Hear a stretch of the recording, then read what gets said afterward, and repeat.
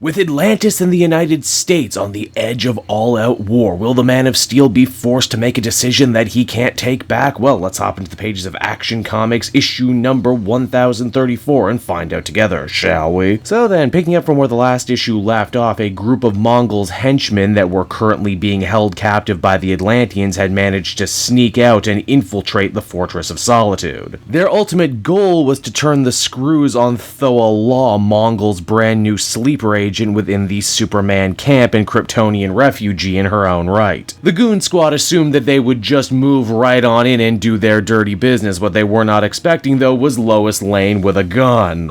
It's in their desperation, the ugliest customer with the biggest chain leading the way ends up activating a strange alien artifact given to him by Mongol, the same one that allowed him to teleport and now allows him to Hulk up. Wow, that little orb thingy sure as hell is convenient. Is there anything it doesn't do? I bet it's lemon scented and can do your taxes for you as well. Now the message from Mongol remains the same to Thao-La: do the job that you were sent to Earth to do, or the other Philosian refugees will die and it will all be your fault. After all, you were the one who chose to wear the mark of Superman, and as such all of this is falling on you right now. The goons end up killing the two other refugees that Thao-La came to Earth with, and she ends up freaking out, unleashing the full force of her heat vision on them before eventually taking Lois hostage. She doesn't want to do it, mind you, but at the same time she's seen full well the reach that Mongol has even on Earth even now. Now where is Superman right now while all of this is going on? Well, he's still trying to play mediator between the US military and the Atlantean military. They're still fighting over that piece of the source wall that came to Earth on the War World ships, and things are getting really tense right now. Superman does everything he can to try and talk them down. What about sanctions? What about military escorts? What about further mediation? Surely whatever this mysterious artifact is, it's not worth killing each other over.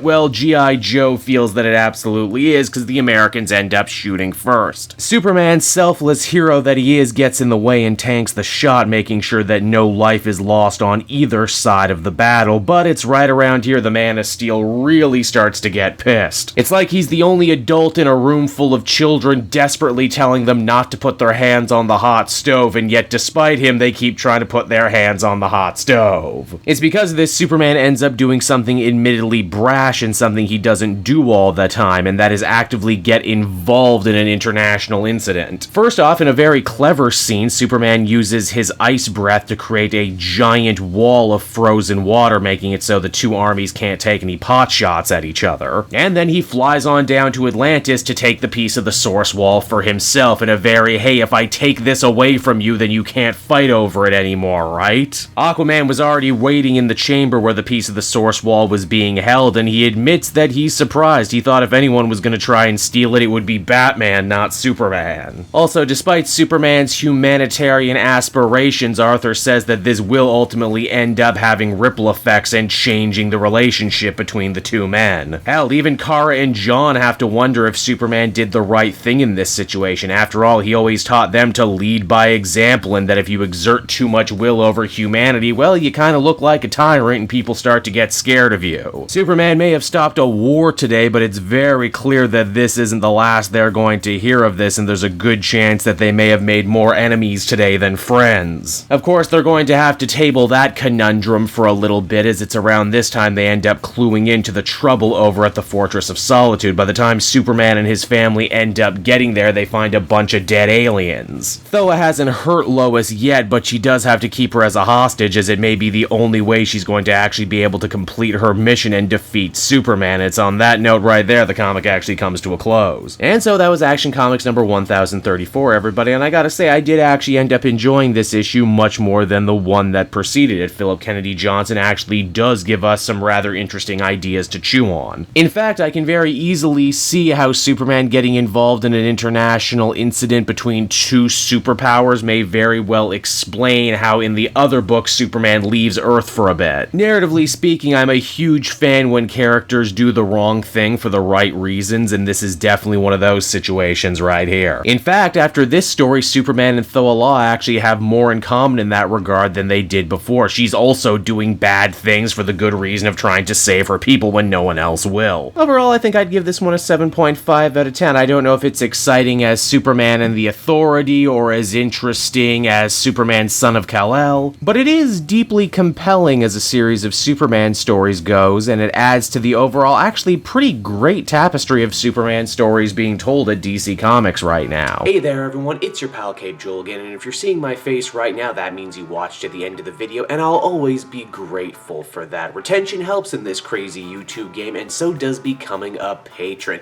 If you head on down to the description, you can find a link to my Patreon page. Recently just redid all the tiers, a lot of cool stuff offering up there, exclusive commentaries, exclusive polls, behind the scenes concept art for Capes and Quest. That's the brand new D&D show I've started soon. Never been a better time to become a patron. You can become a patron for as little as $1 a month and help the channel grow, and help me continue to deliver content like what you just saw. So I want to thank you all, and I will see you again next time. Bye bye.